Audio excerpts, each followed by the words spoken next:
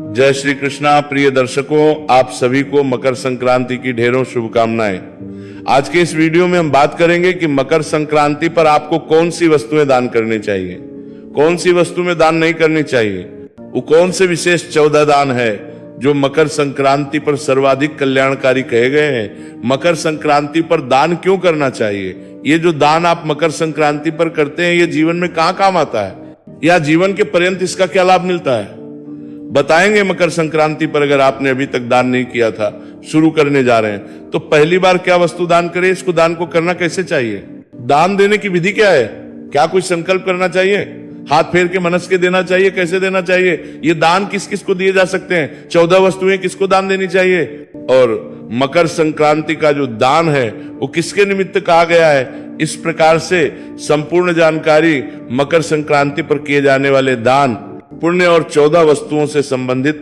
विशेष दान के बारे में इस वीडियो के माध्यम से प्रदान की जाएगी। आप है कि वीडियो यदि थोड़ा सा भी अच्छा लगे तो कृपया एक बार लाइक अवश्य कर दीजिएगा और जितना हो सके शेयर कीजिए, क्योंकि इस प्रकार की सही जानकारियां सही विधि से मिल पाना बड़ा मुश्किल होता है और सभी को इसकी आवश्यकता होती है। जितना आप शेयर करेंगे लोगों के लिए लाभकारी होगा। भगवान सूर्यदेव का यह समय है, भगवान सूर्यदेव को समर्पित यह संक्रांति है, तो भगवान सूर्यदेव का आशीर्वाद प्राप्त करने के लिए कमेंट बॉक्स में अवश्य लिखिएगा जय सूर्यदेव। इसके अतिरिक्त कुछ कहना चाहें, पूछना चाहें तो कमेंट बॉक्स में लिख के अपनी राय है, पूछना चाहें तो पूछ सकते हैं। आप देख रहे हैं प्राचीन मार्ग टीवी ज्योतिष संस्थान का प्रतिष्ठित यूट्यूब चैनल प्राचीन मार्ग टीवी धार्मिक। हम यहाँ पर सभी व्रत और त्योहारों की सही शास्त्रीय जानकारी प्रदान करते हैं। ज्योतिष शास्त्र और पंचांग के आधार पर आपको बताते हैं कौन सी तिथि कब है, व्रत आदि कब करना है, क्या विधि है, क्या नियम है और क्या गलती नहीं करनी है।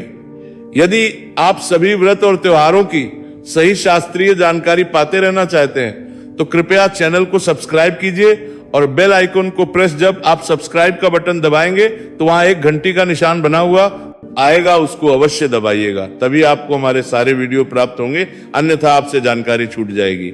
आइए प्रिय दर्शकों, जानकारी आरंभ करते हैं, बात करते हैं क्या दान हमें करने चाहिए मकर संक्रांति पर और कौन सी वो 14 वस्तुएं हैं जो विशेष लाभकारी हैं। प्रिय दर्शकों, आप सभी जानते हैं कि ये जो मकर संक्रांति का पर्व है ना, ये अनंत पुण्य प्राप्त करने वाला दिन है। ये अनंत की प्राप्ति कराता है, मनुष्य के कल्याण के लिए अत्यंत ही महत्वपूर्ण होता है। मकर संक्रांति का दिन इतना महत्वपूर्ण क्यों है और इसे मकर संक्रांति क्यों कहते हैं। प्रिय दर्शकों, आप जानते हैं कि सूर्य देव जो हैं चलायमान ग्रह हैं, अर्थात वो सदा चलते रहते हैं, निरंतर चलते रहते हैं, उनका रथ कहीं भी थमता नहीं है, रुकता नहीं है। इस प्रकार 12 महीने वो लगातार चलते हैं और एक महीने एक राशि में गोचर करते हैं, विचरण करते हैं, अर्थात 12 राशियां जो है ना, इस अहवायुमंडल हमारे चारों तरफ है। अब सूर्यदेव लगातार जब घूम रहे हैं तो वो एक एक महीना एक एक राशि से गोचर करते हैं, अर्थात एक राशि से निकल के दूसरी राशि में जाने में उनको 1 महीना लगता है और ऐसे 12 राशियों में 12 महीने वो भ्रमण करते हैं। तो इस प्रकार से संक्रांतियां तो प्रतिमाह आती हैं, हर एक महीने एक संक्रांति होती है। वो संक्रांति उस राशि के नाम से जानी जाती है जिस राशि में सूर्यदेव प्रवेश कर रहे हैं। तो अब 14 जनवरी को जब सूर्यदेव मकर राशि में प्रवेश करेंगे, अभी धनु राशि में चल रहे हैं, सूर्यदेव उनका गोचर धनु राशि में है, जो 16 दिसंबर से हुआ है, जब से क्रमास की शुरुआत हुई है। धनु राशि से निकल के जब मकर राशि में प्रवेश करेंगे 14 जनवरी को, तो वो मकर की संक्रांति कहलाएगी। अब प्रश्न उठता है कि संक्रांति प्रतिमा आती है तो ये मकर संक्रांति में ऐसा क्या है। शास्त्र कहते हैं कि जो मकर संक्रांति होती है ना, इससे सूर्यदेव उत्तरायण होते हैं, अर्थात अभी सूर्यदेव का जो रथ है वो दक्षिण की ओर जा रहा था। 6 महीने सूर्यदेव दक्षिणायन रहते हैं, 6 महीने उत्तरायण रहते हैं। तो जबकि संक्रांति आती है उस दिन सूर्यदेव उत्तरायण होते हैं, अर्थात वो उत्तर की ओर गमन करना आरंभ करते हैं। और जब सूर्यदेव उत्तर की ओर गमन करते हैं तो सबसे शुभ मांगलिक योग बनते हैं, उत्तम योग बनते हैं। इसीलिए उत्तम योग में जब कोई भी वस्तु दान की जाती है तो उसका जो पुण्य है वो कई हजार गुना अधिक होता है। तो संक्रांतियां तो सभी महत्वपूर्ण होती है। मैं आपको समय समय पर बताता भी आया हूं कि ये संक्रांति है, इस पर इतना पुण्य है, इस पर इतना पुण्य है। क्योंकि ये उत्तरायण की संक्रांति है तो उसका सर्वाधिक पुण्य शास्त्रों में कहा गया है। संक्रांतियों का पुण्य तो बहुत महत्वपूर्ण होता ही है, पर जब उत्तरायण की संक्रांति होती है जिसे मकर संक्रांति कहते हैं, उस समय जो योग बनते हैं वो सर्वाधिक शुभ और मांगलिक होते हैं, सबसे अधिक प्रभावशाली होते हैं उस समय। इसीलिए उस दिन जो भी आप दान पुण्य करते हैं वह सब अक्षय फलदायी हो जाता है, अनंत फलदायी हो जाता है, जिसकी तुलना भी किसी और के साथ नहीं की जा सकती। इसीलिए मकर संक्रांति पर आपको दान अवश्य देना चाहिए। मकर संक्रांति पर आपको उत्तम कर्म अवश्य करने चाहिए। मकर संक्रांति पर एक छोटा सा दान भी आपको साधारण दिन में सोने के दान के बराबर फल दे सकता है, इतना फल है मकर संक्रांति का। उस दिन जो भी वस्तु आप दान करेंगे उससे पुण्य की जो प्राप्ति है वो कई हजार गुना अधिक होती है। प्रश्न उठता है कि हमें मकर संक्रांति पर दान करना क्यों चाहिए, ये पुण्यदायी है, वो तो ठीक है, लेकिन ये दान हमारे काम के साथ है जी, किस काम का है हमारे लिए, कहां काम आएगा ये? तो शास्त्र कहते हैं कि जब मनुष्य सदकर्म करता है तो उससे उसके पुण्य का तराजू बढ़ जाता है, अर्थात उसका जो जीवन में उसके सदकर्मों की जब संख्या बढ़ जाती है तो उसके दिन अच्छे आते हैं। हमारे जो अच्छे और बुरे दिन है ना, वो हमारे कर्मों के अनुसार चलते हैं। जब हमारा पुण्य का तराजू अधिक भारी होने लगता है तो हमारे बुरे दिन जो है वो समाप्त होने लगते हैं, अर्थात हमारे जीवन के जो संकट हैं वो समाप्त होते हैं। हमें धन संपत्ति की अगर आवश्यकता है तो वो प्राप्त होती है जीवन में। कलह क्लेश है उसमें शांति प्राप्त होती है। जीवन में कोई अन्य परेशानी है तो उनमें राहत प्राप्त होती है। जब आपके पुण्य कर्म बड़े होते हैं तो वहीं जब पाप कर्म बढ़ते हैं तो ये परेशानियां बढ़ जाती हैं। तो दान जब आप करते हैं, सत्कर्म जब आप करते हैं तो आपका जीवन जो है वो सुखी होता है। ये तो लाभ है इसी जीवन में। दूसरा इसका जो लाभ है वो हमारे संसार से जाने के बाद के लिए। गरुड़ पुराण कहता है कि ये जो आप दान करते हैं ना, ये सब दान परलौकिक जो कार्य है उसमें आपकी सहायता करता है। जब प्राणी अपना देह त्यागता है, आत्मा शरीर से निकल के परलोक में जाती है, तो उसका जो मार्ग होता है ना वो बहुत बड़ा होता है और बहुत कठिन भी होता है। वहां ये सब दान पुण्य आपके काम आते हैं। यदि आपने ये वस्तुएं दान की होती हैं तो ये सारी सुविधाएं, ये सारी वस्तुएं आपको उस मार्ग पर मिलती हैं और फिर आपका वो जो मार्ग है उसको बिताना सरल हो जाता है। जैसे उदाहरण के लिए बहुत ही अजटिल मार्ग है, कंकड़ पत्थर उस पे बहुत अधिक हैं, बहुत कांटे हैं, बहुत विकराल जंगल है, कैसे पार करेंगे? अगर आपने जूता दान किया होगा, उपादान किया होगा तो आपको वो बड़ी आसानी से राह पार करने में सहायता करेगा। शीत सतु है, वहां पर जब जीव जाता है ना तो भिन्न भिन्न यातनाओं से होकर निकलता है। यदि उसके दुष्कर्म किए होते हैं तो कर्मों का तो हमें पूरा लिखा जोखा होता नहीं है, तो एक स्थान वो भी आता है जहां अत्यंत शीत होता है। अब जो सत्कर्म करके जाएगा उसको वहां उस शीत से बचने के लिए वस्तुएं जाती है। जैसे हम यहाँ सर्दियां होती हैं तो कैसे बड़ी बड़ी जैकेट्स पहन लेते हैं, शटर पहन लेते हैं, वैसे ही वहां जीव को मिल जाती है चीजें जिससे कि वो शीत वाला जो रास्ता है वो आराम से पार हो जाता है। तो ये जो हम दान करते हैं, ये दान हमारे आगे के मार्ग में, हमारे जो यहाँ से जाने के बाद का जो मार्ग है उसमें बड़ी सहायक होते हैं। और जब तक हम इस जीवन में है तब तक तो हमारे सुखों को लाने में इसकी सहायता होती है, सुखों को प्राप्त करने में बड़ा सहायक होते हैं। इसीलिए हमें मकर संक्रांति पर तो दान करना चाहिए, क्योंकि इस दिन पर छोटा सा दान अधिक पुण्य देता है। इसलिए मैं कहता हूं कि संक्रांति के पर्व को हाथ से ना जाने दीजिए। तो बाकी बातें बताऊं या बाकी चीजें बताऊं कि क्या दान देनी चाहिए, उससे पहले जानते हैं वो 14 वस्तुएं जो मकर संक्रांति पर दान की जाती है, और उसमें भी जो पहली बार शुरू कर रहे हैं उनको किस वस्तु से इसकी शुरुआत करनी चाहिए।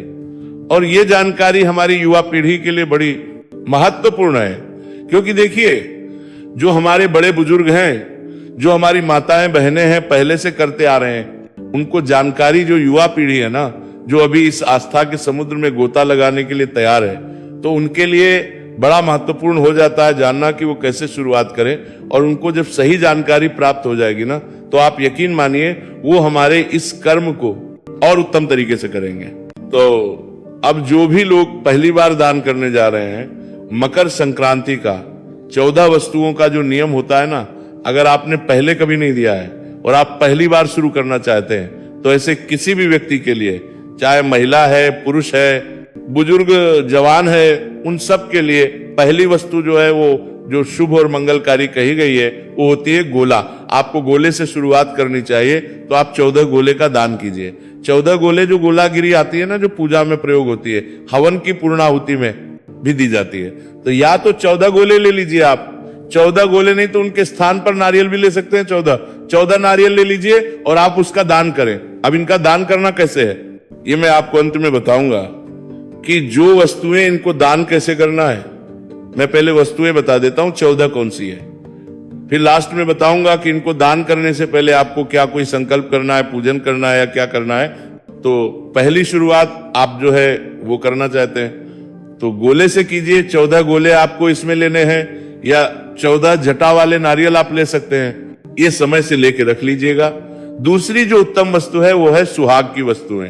सुहाग की जो वस्तुएं हैं ना, ये बहुत ही शुभ कही जाती हैं। जब आप सुहाग की वस्तुएं दान करते हैं तो ये अत्यंत पुण्य करती है। आप चाहें तो सुहाग पिटारी बना सकते हैं। सुहाग पिटारी में क्या एक पैकेट बना लिया जाता है सुहाग की वस्तुओं का, उसमें 14 वस्तुएं ले ली जाती हैं जो आपके महिलाओं के जो श्रृंगार में काम आती हैं। 14 वस्तुएं ले लीजिए आप, उसमें बिंदी ले ली, लिपस्टिक ले ली, काजल ले लिया, मेहंदी ले ली, इस प्रकार से 14 वस्तुएं आपने ले ली, उनको एक पैकेट बना लिया। ऐसे 14 पैकेट आपने बनाने हैं। अब अगर किसी के पास अधिक सामर्थ्य नहीं है, सामर्थ्य से भी प्राय अधिक धन खर्च नहीं कर सकते, क्योंकि 14 वस्तुएं लेके जब 14 पिटारी बनाएंगे तो उसमें बहुत अधिक खर्चा आता है। तो उस अवस्था क्या करेंगे आप कि 14 वस्तुएं भी ले सकते हैं। 14 वस्तुओं के 14 पैकेट के स्थान पर केवल 14 वस्तुएं ले लीजिए। 14 बिंदी के पत्ते ले लीजिए केवल, या अन्य जो भी है सिंदूर ले लीजिए 14, या फिर मेहंदी ले लीजिए 14। वो लेनी है और वो किसको दान देनी है? 14 सुहागनों को दान देंगे। ये सुहागन कौन होंगी? ये सुहागन वैसे तो प्रेफर किया जाता है कि जो आपके परिवार की महिलाएं होती हैं उनको दिया जाए। आपकी जेठानियां हैं, सास है, नंदे हैं, उनको दीजिए। अगर वो पूरे नहीं हो रहे हो तो आपकी जो भी मिलने जुलने वाली महिलाएं हैं, जो सुहागन है, जो उसको महत्व देने के सके, उनको आप ये वस्तुएं दान दीजिए। ऐसे ही 14 सुहागन महिलाओं को दी जाती है, क्योंकि पुराण कहते हैं कि सुहाग की वस्तुओं को जितना बांटा जाता है उतना ही आपका सुहाग जो है वो उत्तम होता है, मजबूत रहता है और लंबे समय तक आपका दाम्पत्य जीवन सुखमय व्यतीत होता है। इसीलिए सुहाग की वस्तुओं को दान करने की परंपरा जो है ये हमारे सनातन धर्म में प्राचीन समय से ही है। इसके अलावा आप 14 बर्तन बांट सकते हैं। बर्तन बांटने का भी बड़ा अधिक महत्व है और बहुत अधिक फल कहा गया है, तो आप बर्तन बांटने का भी नियम ले सकते हैं। 14 बर्तन बांटने हैं आपने। संक्रांत वाले दिन 14 बर्तन, क्या, जैसे कि उदाहरण के लिए आप लोटा ले लीजिए। बांटने वाले गिलास बांटते हैं, कुछ बांटने वाले कटोरी बांटते हैं जिनके पास अधिक धन है, जो अच्छा खर्च कर सकते हैं। आप केसर और ला सकते हैं। 200-250 रुपए का एक आता है। बोतलें ला सकते हैं, स्टील की जो बोतलें आती हैं आजकल पानी आदि की, वो ला सकते हैं। आप नाम लिखवा के भी उनको आप दे सकते हैं। इस प्रकार से कोई भी आप बर्तन ले सकते हैं। इसमें ध्यान दीजिएगा कि 1 लोटा आप तांबे का लीजिएगा, क्योंकि सूर्य भगवान को तांबा अति प्रिय है। तांबे का 1 लोटा लीजिएगा और वो पंडित जी को दान दीजिएगा मंदिर में।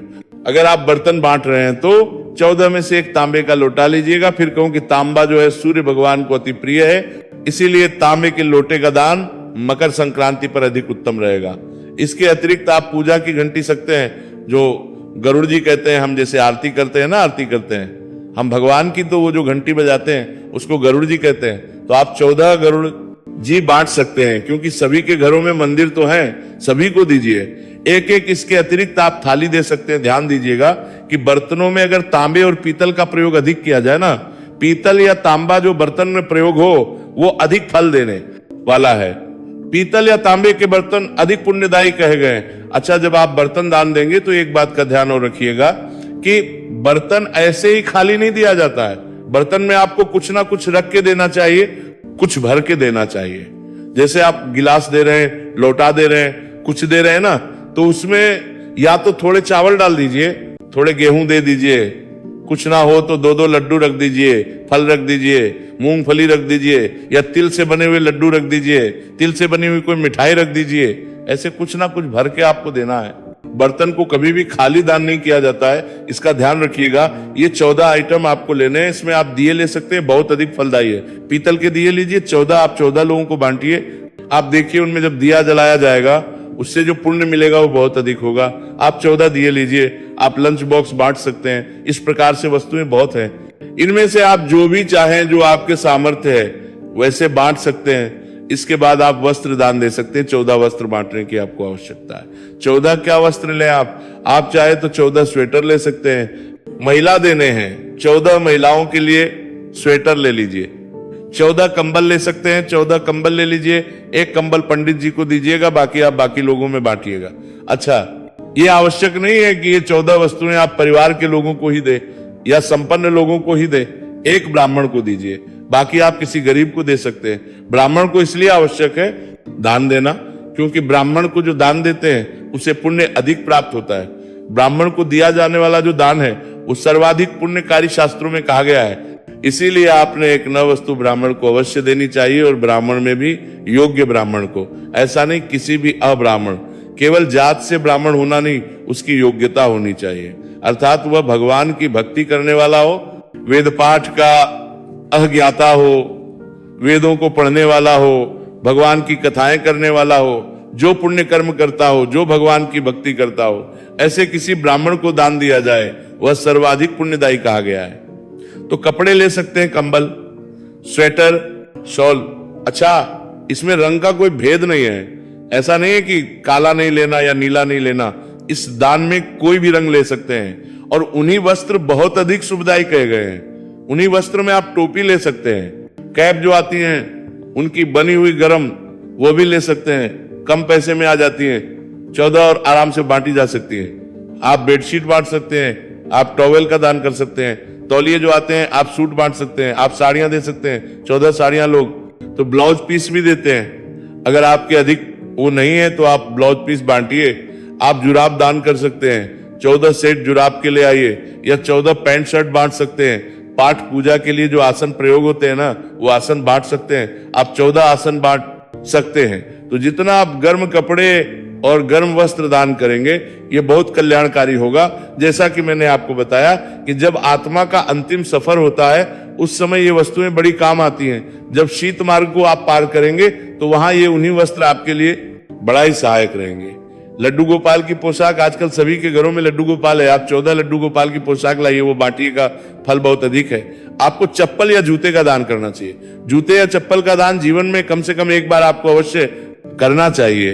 ये बड़ा महत्वपूर्ण है और बड़ा सहायक होता है आपको। इसका पुण्य फल बहुत अधिक है, क्योंकि जैसा मैंने आपको बताया कि जब आप गरुड़ पुराण के अनुसार बात करें तो जो एक अत्रिली राह पर जब जीवात्मा चलती है तो उस समय ये आपके काम आते हैं। आप छतरी दान कर सकते हैं। छतरी का बड़ा महत्व है, और इसमें भी छतरी में भी काली छतरी दान कीजिए। काली छतरी का बहुत अधिक महत्व कहा गया है। ये 14 काली छतरी आप दान कीजिएगा। काली छतरी के विषय में एक विशेष महिमा कही गई है। मैं प्रयास करूंगा कि काली छतरी के बारे में एक अलग से वीडियो बना के दूं कि कैसे ये अधिक महत्वपूर्ण है। आपको प्रकाश दान अर्थात टॉर्च दान करनी चाहिए। टॉर्च जो दान करते हैं ना, ये बड़ा ही उत्तम होता है। ये भी आपके सफर में काम आती है, और इसका उपयोग अधिक है तथा इससे मिलने वाला जो पुण्य है वो अधिक है। तो आप 14 टॉर्च भी दान कर सकते हैं। तो इस प्रकार से ये दान की वस्तुएं हैं जो आपको दान करनी चाहिए।